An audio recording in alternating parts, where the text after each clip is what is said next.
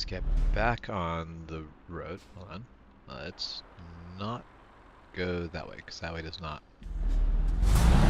lead anywhere I like. We need to come around the other side. So one thing I like about these short nose big rigs, they have a fantastic turning radius.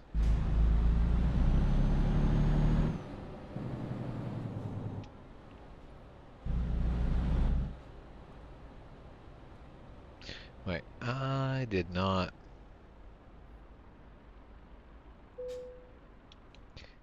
Is the load I'm going for here, or did I forget to hit the thing? Alright, no, so the load is right here. Excellent.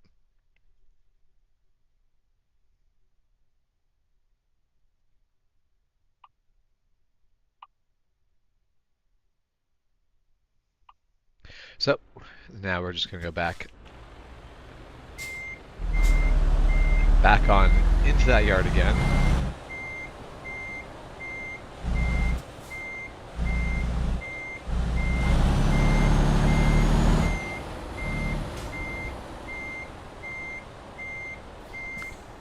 So we pick up the trailer, not the trailer next to the one we were at, but still.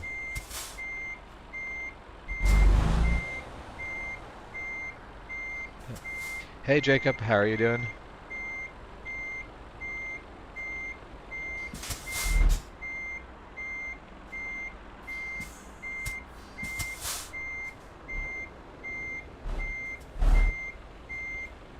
Hold on.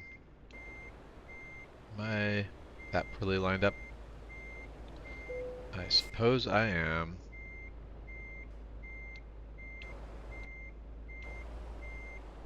Or is it suspension height? Alright, what buttons?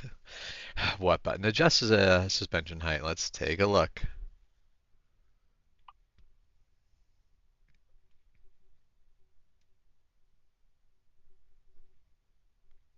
Suspension up and down do not have things. So, oh, wait, no, front suspension. We'll just do both. Oh no, I can't do both. Okay, I don't. Let's try this.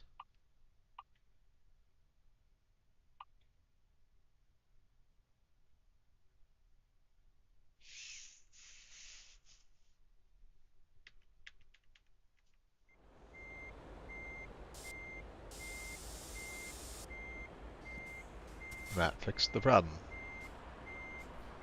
So yes, apparently. Although I feel like we have gone.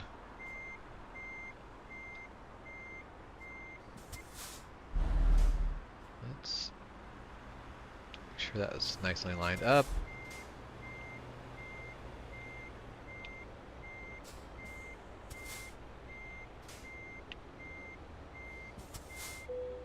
There.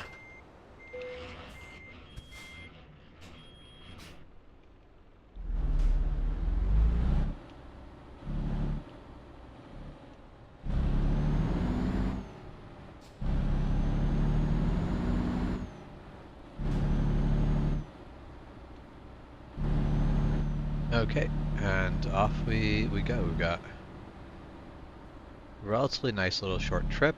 We'll have to take one rest stop between. But considering how long some of our journeys have been, today's journey is going to be a pretty short one. That is good. This is actually an intentional thing, mostly just to do with the fact that today's going to be a busy day for me. So, not a bad busy, but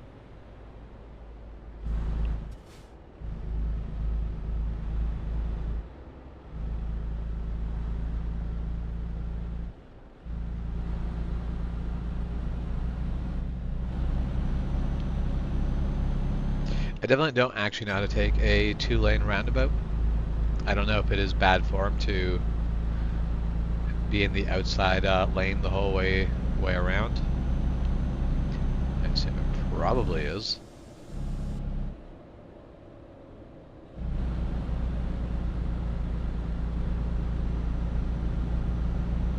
I I definitely have no idea how big rigs are expected to go through them.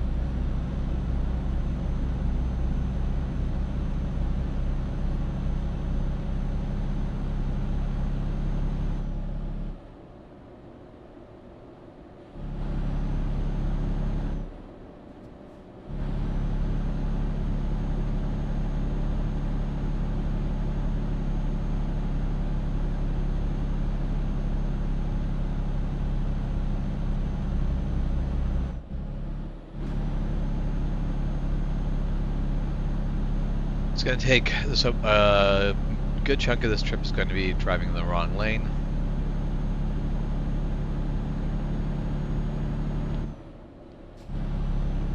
I do feel like countries like Japan and the UK, their whole decision to stay left lane as the lane that people drive in is like they're obviously it'd take a lot of time and money to do that switch over. It would simplify, like the entire world would like there's so many things that would be simpler worldwide, internationally, if they did. I think it's one of those things where they go, no, we get to be unique. We get to do something. We get to hold on to something that makes us different than everyone else, and we're not going to let that go. I could be wrong, but I feel like there is some element of that involved. Oh, right. I set my cruise control up differently than last time, so it takes me a moment to remember how that works.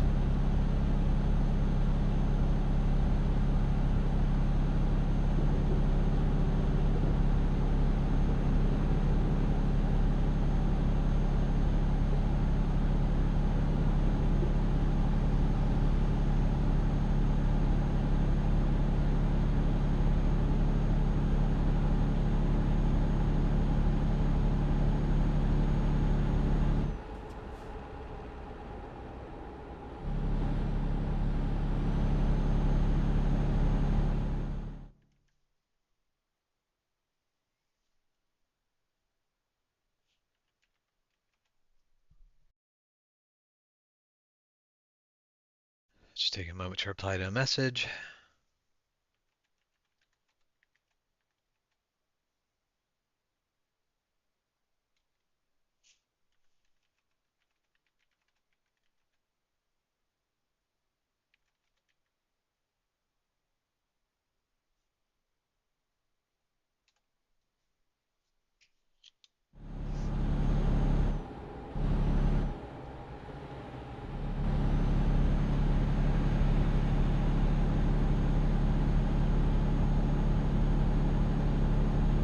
Nice hot air balloon up there. Also, I am in the middle lane and I feel like I should not be. I'm going to pull over. There's a car behind me, but they can come over to the right and pass me.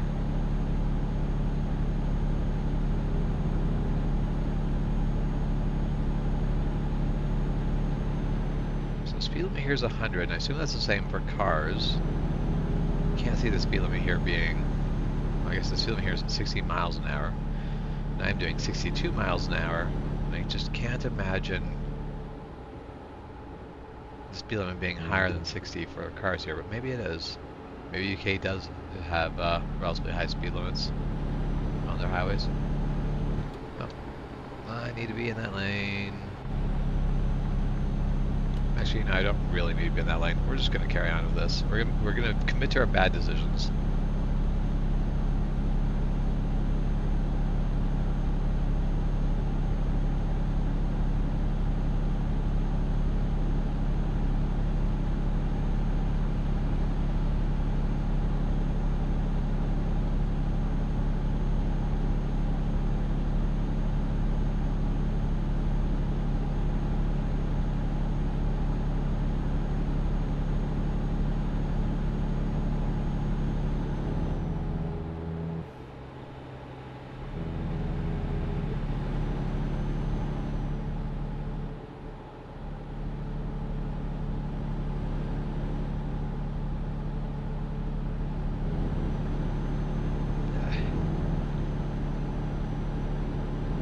Definitely still tired from the weekend. I actually got a nice full night's rest and slept well, which was a nice change of pace because it's been a little while since I did that. But yeah, I had a very busy weekend. It was a Comic-Con that happened this last weekend, and our sword school I teach at had a booth, so I ended up teaching about 6 hours of longsword over the weekend. So I was busy. It's one of those things of just like 6 hours. So class size, I think I had one class where I had one guy, but most of my classes were around 5 to 7 people. Mostly entirely people I had not met before, and yeah, it's very emotionally taxing to just be teaching like different group of strangers every hour for 6 hours of the weekend. I do not have the I do not have the mind, or I do not have the sort of bubbly personality where I just get recharged from interacting with strangers. Wrong buttons. That button does better. We like that. Can't imagine being one of those people where it's like, oh no, spending time, like basically interacting with strangers leaves me feeling like energized. It's like, nope. No, dealing with strangers makes me feel exhausted.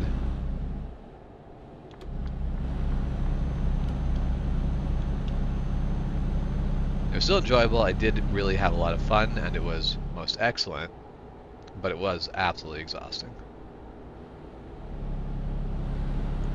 Which is one of the reasons the stream is a little bit shorter today, because I did start all of this later than I normally do.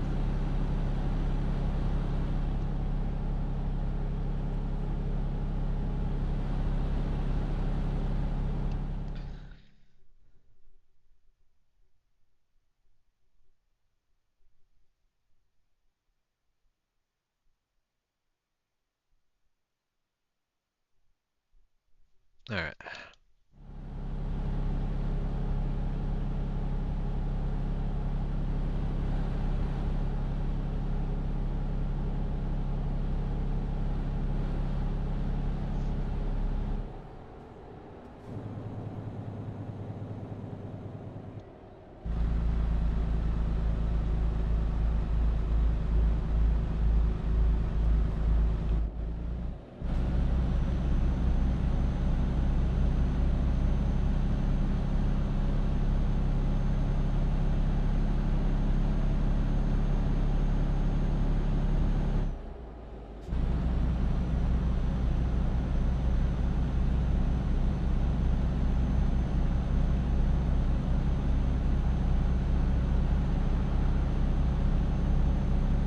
It's actually a very nice looking, nice Mercedes. Thank you.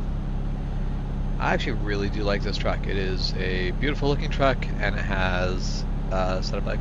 So Mercedes is one of those brands I never like. I used to hate Mercedes as a brand. If I was in the income bracket where just driving a Mercedes-Benz every day was a reasonable thing to do, I'd buy one. They are fantastic cars. They make fantastic trucks. They're well engineered. I'm a mechanic. I fix cars. Currently, I do specialize in European, basically specifically German vehicles. So Mercedes-Benz, BMW are some of the things I work on most. But yeah, I would actually own one. There are certain things that would drive me nuts because there are things that fail that should not fail. They should just be designed better. But it is what it is, and it's the little things, like the fact that you're working in a Mercedes-Benz, you can lift the hood completely up, like it goes 90 degrees up to the sky. Like it's so much easier to basically look around under a hood when the hood can be pulled completely out of the way. So they do engineer things in a way that I do appreciate, even though they could fix things. They can make a better car. Every brand could make a better car, but there are certain things where Mercedes does still drive me nuts. But no, Mercedes does make a good vehicle. I've actually considered buying a Mercedes, obviously a Sprinter van. They are very well, they're very well built. The only problem is if you're taking Mercedes Sprinter or Mercedes RV or any of those other things where you want to travel. Well, if something breaks down while you're traveling, and you're traveling in North America, you may not be able to find parts for those super easily and just anywhere. You're going to have to be basically stuck waiting for parts. You may not be able to find someone who really knows the vehicle and can work on it, which wouldn't be the biggest deal for me because I'm a mechanic. I know the Mercedes brand quite well. I can solve a lot of those problems myself. But still, being stuck on the side of the road with something broken, I can't go to Lordco or AutoZone or whatever and just go, yep, they're going to have the parts I need. Whereas if I buy something on a Ford chassis, yeah, everyone can work on Ford. Every parts shop is going to have Ford parts.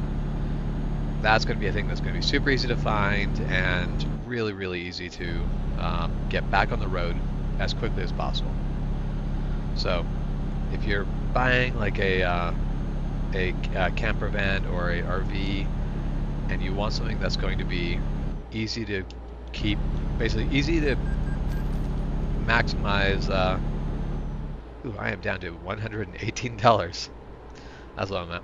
Because you want to maximize your time actually spent traveling and not sit there and go, well, we're spending our day in this tiny little hick town because until we get parts, we can't go anywhere. That is the one reason I would be hesitant to go with Mercedes as a vehicle for that. That definitely does not apply to definitely does not apply in the case of something like a daily driver car. The reason why I would currently not daily drive a Mercedes is entirely that they're expensive. They're expensive to maintain. They're a lot more expensive to keep on the road. I'm a big fan of brands like Honda and Toyota, where they're very cost effective to keep on the road. As a mechanic, I absolutely despise working on my own car when I don't have to. I would much rather just drive my car and not think about it. My Toyota 4Runner has had oil changes, and that is it. The only other things that's needed is stuff where I've taken it out to the bush and might have not been quite as careful around things as I should have been and have basically sort of dinged things up a bit. I mean, it's a 4Runner. If you're not going to take it out into the bush and basically play around with it, what's the point of owning it?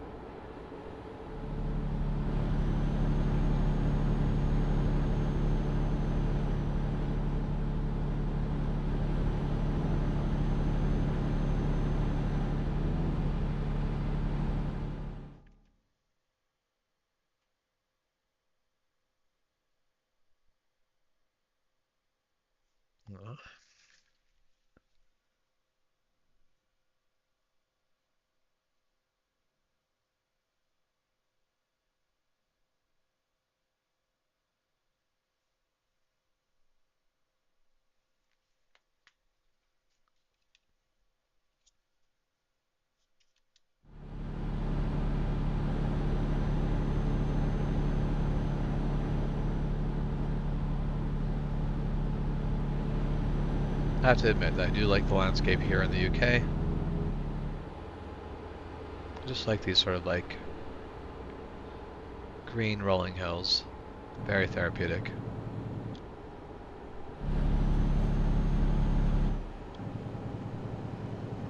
Not sure what we're slowing down for, but sometimes traffic does just happen.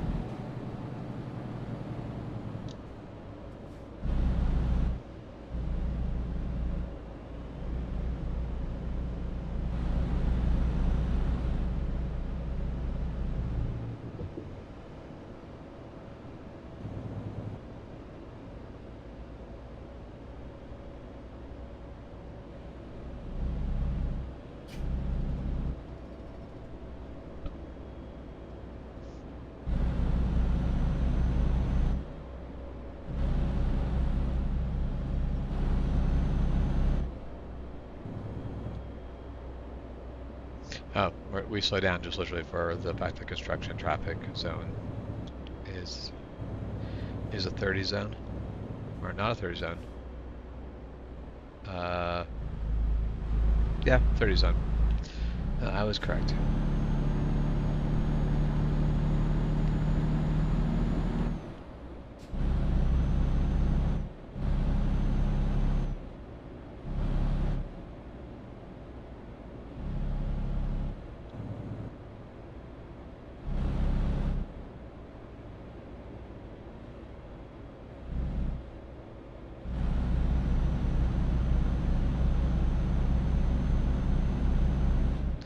At some point, traffic will probably pick up, I guess. Or, sorry, traffic will let off, I guess. But we can just stay through. Basically, we'll just take it easy going through Plymouth.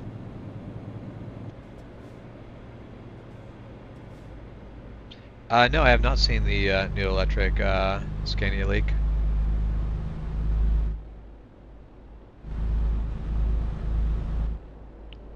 So I'm going to need to be in that lane.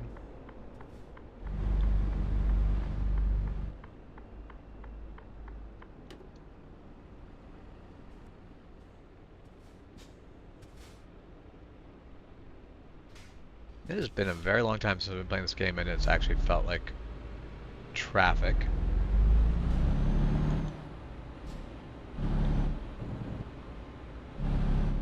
Yeah, I really haven't been keeping up on any updates, so I was completely unaware of that. Oh, we didn't even make it through on the light. Very realistic, but annoying.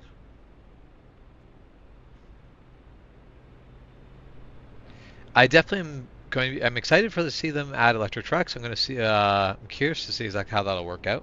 It should be fun. Should be a nice little change of pace. I do feel like electric big rigs make a lot of sense to me. Like I know, working in the automotive industry, there are a lot of people who have very strong feelings about electric vehicles in general. I'm not really, like, I don't have particularly strong feelings. I think they don't make as much sense as some people want them to. But they're also, like, electric vehicles are fine. They're vehicles. But in trucking, electric really makes a ton of sense because trucks care about torque over everything else. What do electric motors do really well? Torque. So, I think electric trucks make a ton of sense. Oh, I almost went to the wrong lane. There's no traffic to show me where to go. I have new mail. Oh. I have negative money. Where is... There.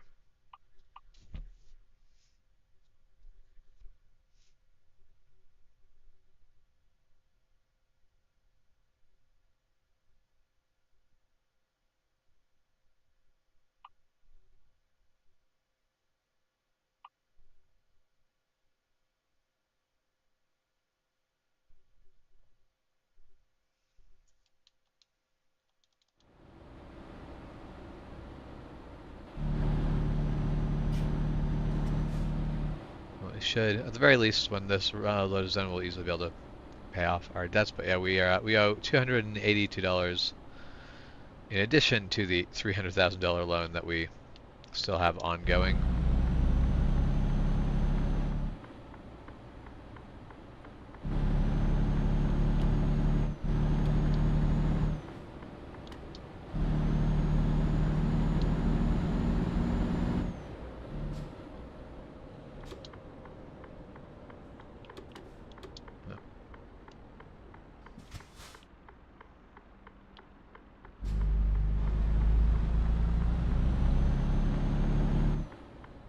Alright, we're here at the harbor, so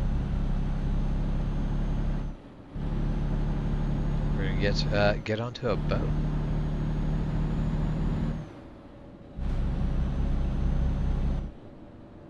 Oh yeah, so one of the things I really do hate about electric vehicles is the batteries. Batteries are such, like if you don't use your vehicle a lot, the batteries are very finicky and like basically it is very easy to destroy a battery if you're not careful.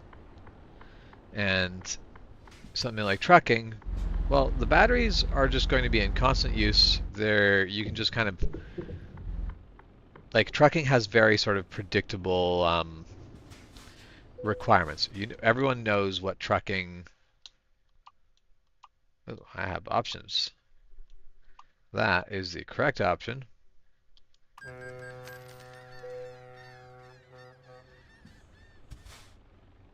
Okay. Basically, trucking. The conditions of trucking are very sort of set. Like you know exactly what you need to expect out of what you. As you build a truck, you know exactly how it's going to get used. It's one of the reasons people go, well, a truck can go this many miles before an oil change, but my car can't. And it's like, yeah, it's very like trucks never, like they run all the damn time. That's actually really easy to sort of build an engine to withstand that.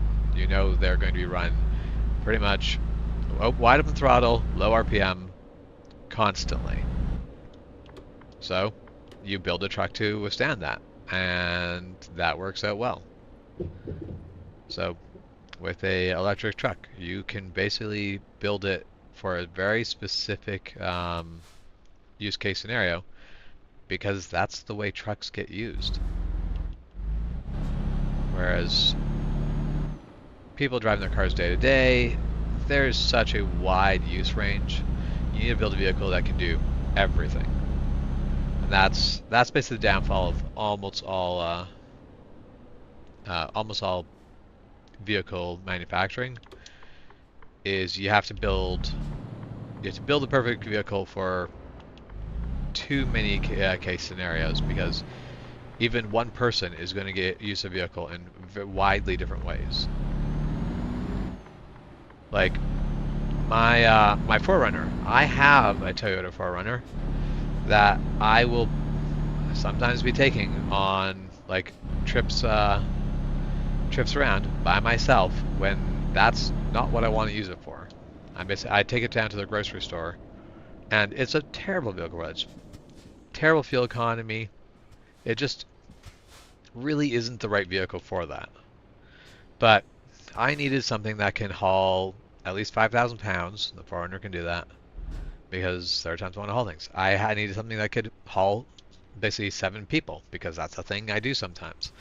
So I needed a vehicle that could do all of this, and then start looking through the vehicles that are capable of that, and I'm like, I really wouldn't mind also having a vehicle that can do off-roading, because I like doing that when I have a vehicle that's capable of it. So that's why I ended up getting a Toyota 4Runner. So there are times where I'm like, I take this out in the back bush and basically driving down trails, stuff that's not roads anymore. Basically, they're rocky sections that have been cleared of trees and such. Not really anything more than that. But I have one vehicle that basically hauls cargo, hauls people, and is also for use out in the bush for fun. And so I need a vehicle that has really, like, it's never really getting, I'm never using all of the features on any one of these things. It has to be very versatile. Versatility is an annoying thing to have to build into a vehicle. Big rigs don't really need versatility. They are vehicles with a very specific job. Oh, I am overshooting that by a ton. That's a terrible corner.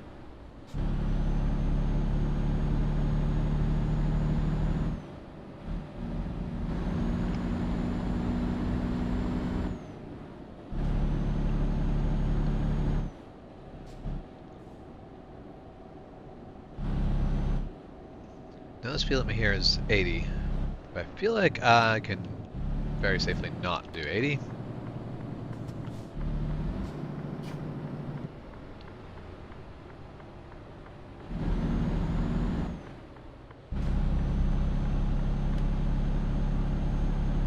Definitely not going to take the risk of a shift down because we are, yeah, we're losing RPM on this hill.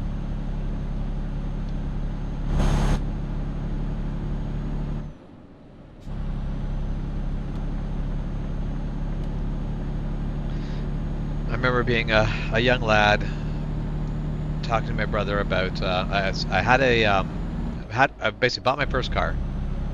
It was a 1991 Honda Accord. It was a manual. I loved that car. That car was amazing. It didn't have AC. I don't think I would have ever sold it if it had AC. It just gets too hot here to have a car without AC. But yeah, no, that car was absolutely amazing. I remember as like a kid who didn't really understand cars or how manuals really worked, trying to figure out. I remember I was talking to my brother. I was talking to him about basically, well, when do I know that like basically I'm bogging the engine and I need to downshift? And he's kind of trying to explain to me. I'm like, oh wait, do you like if the speed starts to go down without the RPM going down, is that the time? And it's like, my brother just like looks at me. He's like, no, if your speed goes down without your RPM going down, your clutch is slipping and you have problems. And it's just one of those like really dumb questions where if you know a manual well enough to drive a manual, and I was driving a manual at this point, you should know that in a specific gear, your RPM and your speed are pretty well locked together. Things are going poorly if they are not. That was definitely back when I was young and really did not know how any of it really worked. That's where I basically go, like people have said there and be like, there's no dumb questions. I don't know that I really believe that. I think there are dumb questions. The entire thing is ask the dumb questions. It's how you learn. And that's I think why people say, oh, there's no dumb questions, because questions, like basically that's how we get smarter, by asking questions. But there are questions that really are kind of dumb. This is one of those. As someone who is driving a manual should have understood how a manual worked better. I will stand by my statement of that is a dumb question. But dumb questions are fine. Dumb questions are much better than dumb mistakes. I say ask the dumb questions, don't make the dumb mistakes. I don't know how to get that footage spot.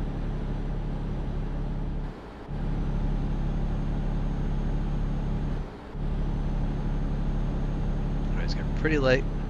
We're close to our destination, but we're going to take the next opportunity to damn it.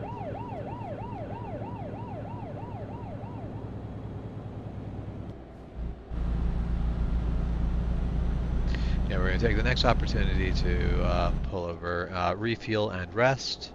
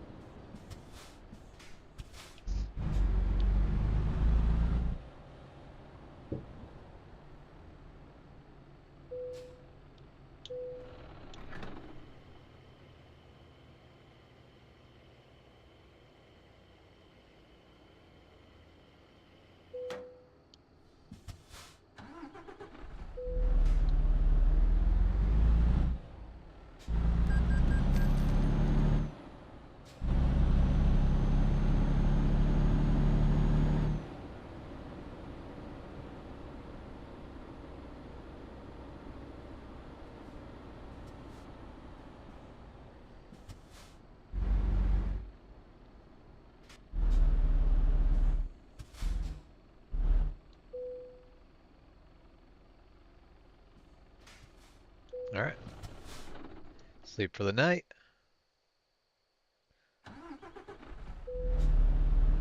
Wake up, still in debt. In more debt than when we first started being in debt. But wait, he made $96? He made it less than $100 on the last trip. Glad my employees are really holding the company afloat.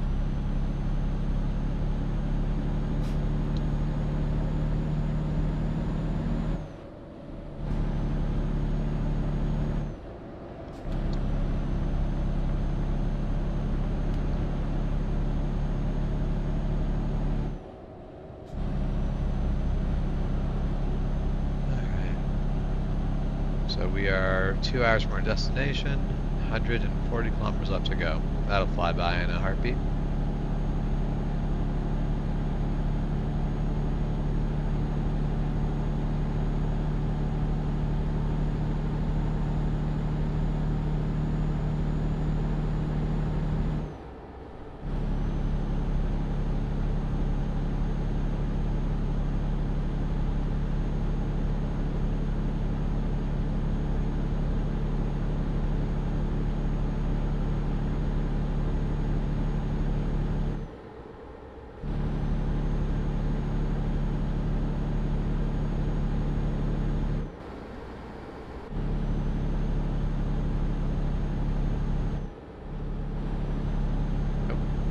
Not go in that lane when there's traffic there.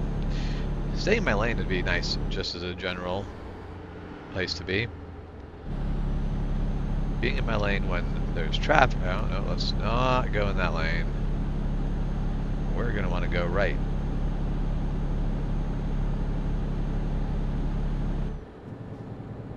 I think we were doing a really good job of maintaining distance from that. Then the cruise control decided to stop doing that. It should be adaptive cruise control. No, not that. Tailgating the flammable chemicals is probably a bad idea.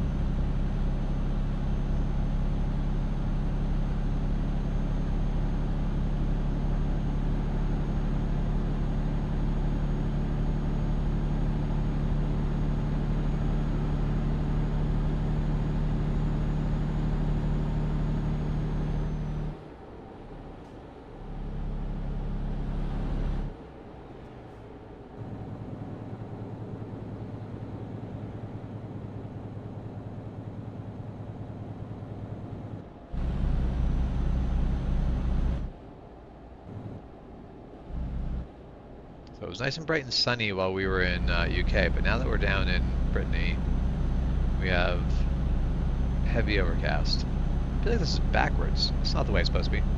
Hey Michael, how's it going?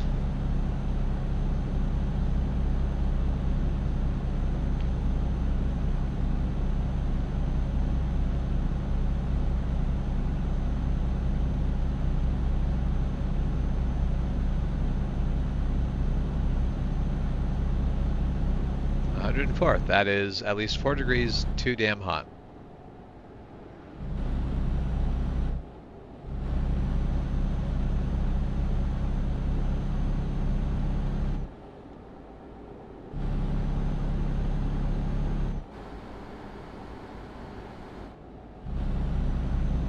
Oh, thank goodness. I can stop trying to tailgate explosive chemicals.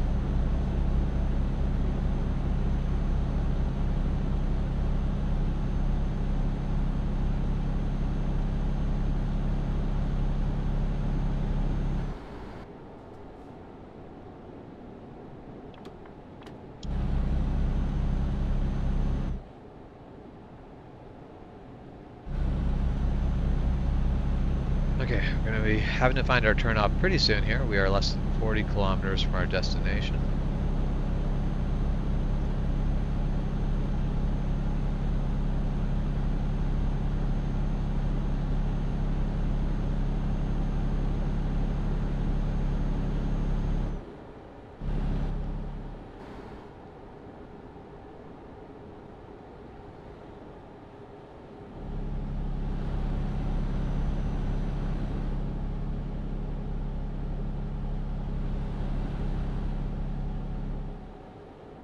High of 106 today. That's at least 6 degrees too damn hot. It is quite warm out here today as well. I definitely don't think we are hitting anywhere close to those numbers. But it is definitely warm enough that I am very happy that air conditioning exists.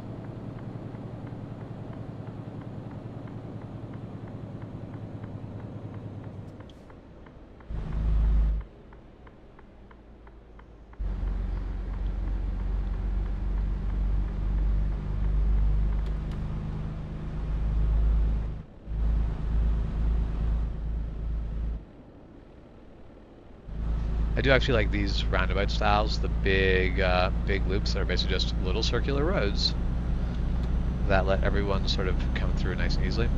I like them better than the standard small roundabouts. I think they're fantastic for moving traffic. How I've been with my swords? This was a busy weekend for me. I taught. Hold on, I gotta run the numbers for a second. I taught around, I think, 35 people. No, 35 to 40 people swords this weekend, and 35 to 40 students this weekend, for a grand total of 6 hours of teaching.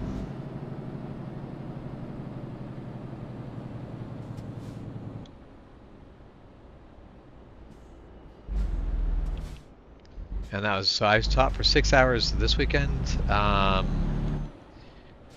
There's plans for the next time we're doing this. I may end up teaching for 10 hours. Across 2 days, but 10 hours of teaching. Considering 6 hours left me exhausted, I think that is going to, it's going to kind of suck. But it is also going to be fun, and it is going to be good for the school.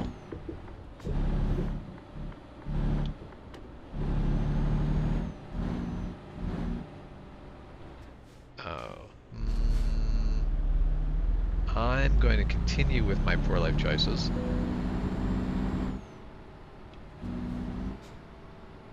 We're going to go into the back, and I was really hoping to have more room to turn around. This may have been a mistake.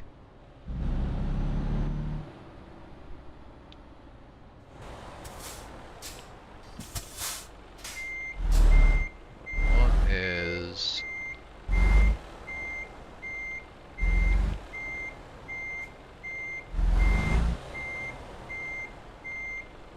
I think this may not be working out the way I wanted it to, because I want to be able to turn around. I don't feel like I'm going to be able to do it. I'm going to have to pull that trailer as close up to this other trailer as I can. Right, looking that way, he doesn't help me at all. And this is the blind side. I am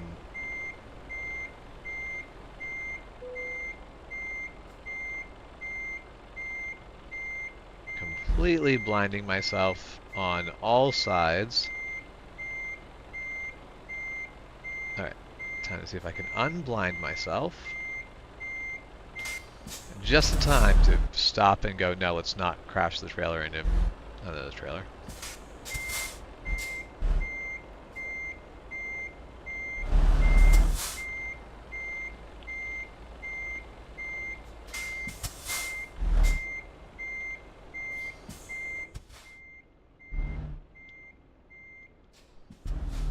I would imagine at 106 you would have a heat advisory.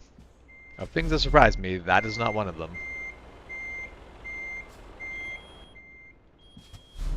Yes, I am using the brakes a lot, and that is going to definitely cause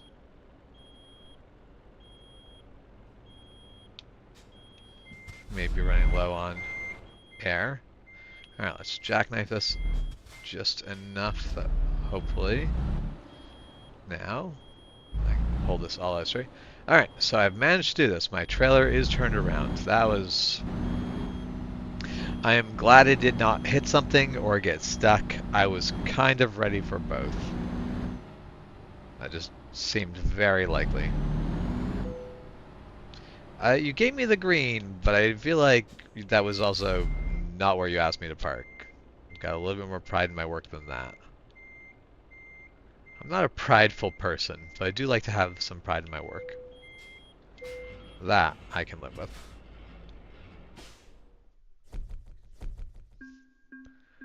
Alright, made enough money. We will not be in debt anymore.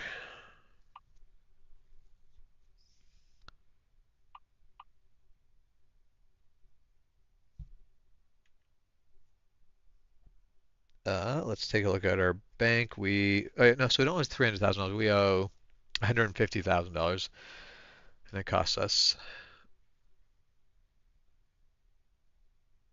Yeah. So if I took out $50,000, I would not quite be able to settle that. So we'll hold off. If I took out $60,000, I could, but I don't think that's worth it. Actually, sure, let's do it. Let's take out a $50,000 loan, a $10,000 loan, and we'll repay one of these loans. That puts us back down to pretty much no money, but we're paying out less per day, which means my drivers should keep us farther ahead. We take a look at our drivers. Our drivers are making us, I am making $30,000 per day. My drivers are making me about $2,000 per day. That's good. We'll take it. I feel like that's honestly pretty good all the way around. We'll definitely be looking at upgrading our shop and our fleet pretty soon. But all right, thank you everyone for tuning in. That is all for me today. I will hopefully hopefully sometime I'll be able to stream more frequently, but at the very least I will see you guys next Monday. Take care.